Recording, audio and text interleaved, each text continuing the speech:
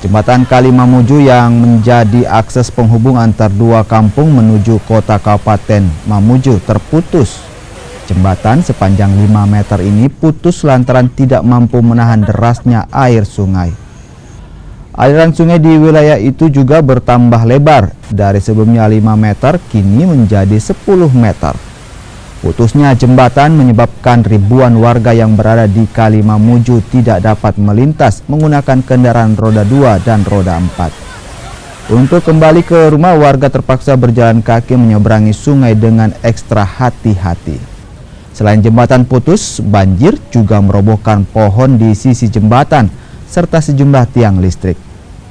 Mengantisipasi pengguna jalan terperosok ke dalam lubang bekas jembatan yang telah roboh, polisi memasang tanda larangan di jalur tersebut.